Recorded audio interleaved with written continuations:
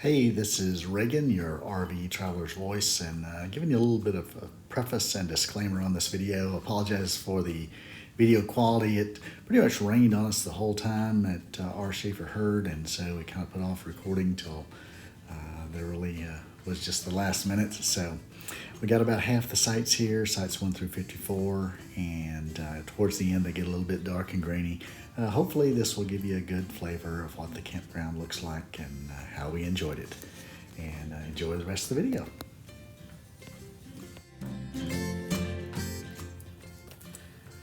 Well, hey everybody, this is Reagan, your RV Traveler's Voice, and I'm here at our Shaefer Herd Campground at West Point Lake, just outside of LaGrange, Georgia, here on a rainy and chilly March afternoon. Gonna take you for a little walk around the park, show you a few of the campsites. Don't know if we'll get them all in, but just give you a flavor of the campground. There are a variety of campsites that are both 50 amp water and electric, some just tent sites, and some 30 amp water and electric sites. So you need to make sure you check that out as you're making reservations here.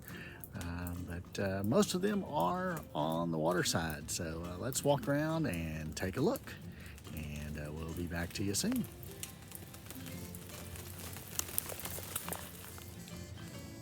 All right, here we are at campsites number 1 and number 2. And number 3, you can see all around the corner right there. These, the campsites here are laid out in 2 large sections here, all the way from 1 through 117. They're split up into 2 groups. So we'll take you around to look at a few of those here. Campsite number 1, number 2, on a small loop here, pretty secluded and quiet part of the park. These sites here are gravel and are pretty level, and as you'll see as we look at some of the other campsites, they aren't quite as level, but these are nice long campsites here right on the water with easy access. Nice walk down to the beach, to the water to swim or to fish, whatever you like to do. And here's another look at campsite number 3. Great view of the lake. We'll pan all around. You can see campsites 4, 5, and 6, and 7, all here on the loop on a nice little cove overlooking the lake.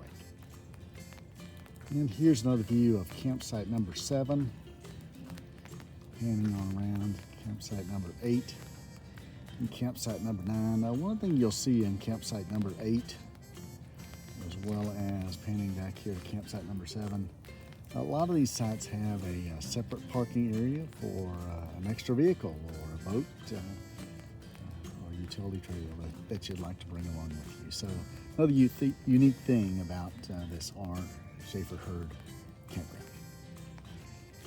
And looking back on this loop, we'll finish up here with campsite number 10, the last site on this small loop here at the beginning of the campground, and all waterfront sites. Number 10 doesn't have as much a waterfront. You can see a little bit of the water in the background, but not as much waterfront as the others. As we come back out of the loop from sites 1 through 10, we come to the first of the pull-through sites, site number 11 here. Nice flat gravel pull-through site. And looking back on sites 13 and 12 here, on the curve, you'll see as you work your way around the sites that are around the lake, these are a little bit higher up above the lake and not as easy to access. And some of these sites are a little bit shorter and have a fairly decent slope to get in down to the camping pad as well. So something else to be aware of. 14 though is a fairly long, as well as a nice and level site for a long rig as well, and also has its own parking area. And as we come on around, we make our way to sites 16 and 15. These 2 sites are on a little inlet here from the road and almost function as a double site. And both of them backing up to the water. Nice long sites, great level pads once you get down to the campground areas. And if you want a site that's kind of all to itself, you have nice site number 17 here. You see there's nobody to the left or to the right of the site for a long ways. And you see you have a nice sloping walk down to the water on this long level site, site number 17. Sites 18 and 19 here also can pretty much function as a double site. They share a common driveway in and then have two separate distinct pads. A nice walk down access to the water.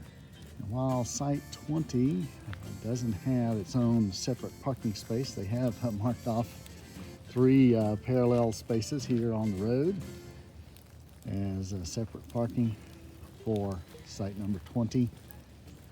And I guess that separate parking could be used for site 21 as well. What we have is a nice little stretch of back-end sites that do have a good bit of trees, lots of shade, and lots of privacy between the sites. So any site along this stretch down through here would be great, excellent for access to the water, as well as good peace and quiet, and a little bit secluded from your neighbors as well. And we're coming up here on site 22, and it is a bit of a challenge getting down to it. It has quite the slope, quite the ramp, although it is nice and paved. So it is backing down a hill to get to your site, to get back into site 22. And looking down at site 23, it's also one that you would have a pretty good back down a hill to get to your flat pad at the bottom, but it does have fantastic access to the water. And again, very treed, private from your other sites around you. And you can see 24 there just to the left as well. Nice pad to back down into. And basically you could be facing straight into the water from site 24. And here we are at sites number 25 and site number 26 over here to the left. Again, more of the string of excellent back-end sites. They give you a little elevation up above the water, nice views over the water, all the steps down, easy access to the lake. Site 27 and 28 we have here. 27, a little bit shorter pad there, so I'm not sure long rigs would fit very well there, but also wonderful access to the lake. Have step downs. These are, as you can see as we go up the hill here, these are a little more elevated from the lake. So you want to think about that as well. I'll climb a few more stairs to get up and down to the lake. And 28 here, a little bit short as well for a long rig, but still very nice, peaceful, secluded sites. And looking to the left, top of the hill here, site 29. A little bit more level site, not much of a slope to back down into it, and pretty level all around.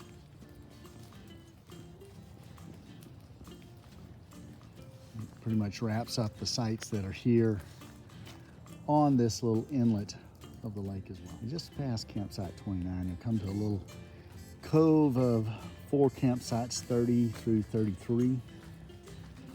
And all of these are back-end sites. You kind of see a little bit down in the distance, someone has docked their pontoon boat there, so easy access to the water. But all of these 4 sit down in a little bit of a cove as well. And as part of that cove is site number 33 is actually can be a pull-through site as well, so you don't have to worry about backing it in.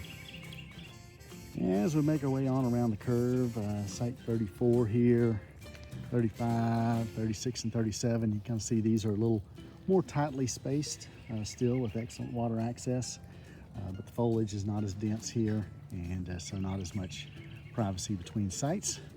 but all still great sites to think about. I think I'll point out on the inside of this loop, there are actually no campsites, but spaced periodically about every dozen or so sites, you'll find a number of restroom facilities. Sites 37 and 38 wrap up the last for a while on this section. So 38 really would be the most secluded. You kind of have your own private access to the beach. A little bit of a slope to back down into it, but you have your own private parking area here up top as well. Site number 39 here at the top of the hill is a pull-through site, an extremely long pull-through site.